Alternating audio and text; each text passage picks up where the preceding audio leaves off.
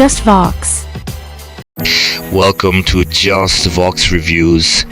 If you're watching for the first time, kindly smash that subscribe button. In today's spoilers, I want us to back to what happened on PowerBook 2 Ghost Episode 7, titled Deal or No Deal, where Monet makes one of the biggest mistakes and underestimated everyone's intelligence. I can't ever decide if Monet is blinded by her perceived invincibility and status, or if everything she does is part of a yet to be revealed plan. For now, I'm going to say that she underestimated everyone's intelligence, specifically Kane and Drew. It just doesn't make sense that Monet would go to Gordo's family to indirectly suggest that Lorenzo should be killed for killing Gordo's father Frank, just to enlist Gordo to do it himself.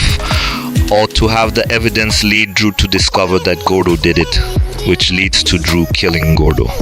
It's just a messy situation altogether. Drew would be vocal about killing Gordo to avenge his father's death, but things would take a turn for the worse when Frank's wife realizes that the Tejadas are once again responsible for a death in the family. Monet originally approached Frank's wife with the info that Lorenzo killed Frank, with the hope that the family would kill Lorenzo in retaliation.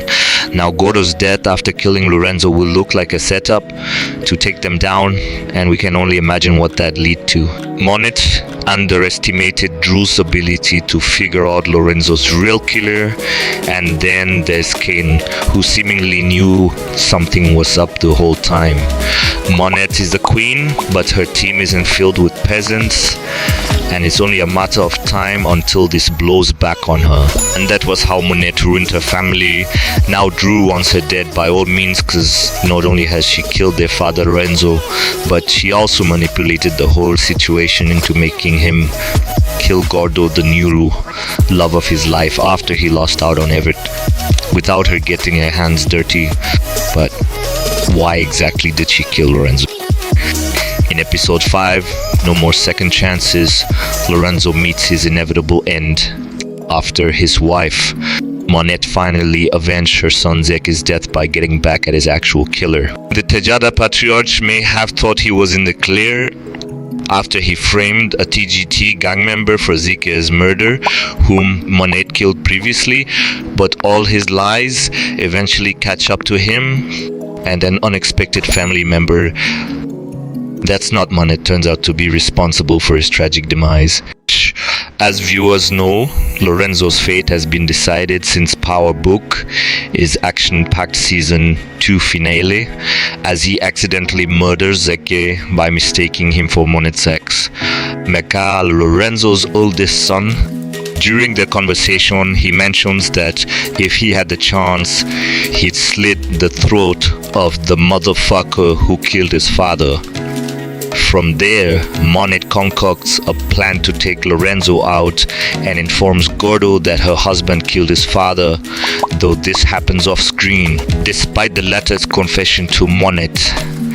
Her ploy is already in motion, and by the end of the episode, Gordo ends up killing Lorenzo by slitting his throat and leaving him to die on the street, right in front of the mural painted in Zeke's honor. Gordo then texts Monet. Done.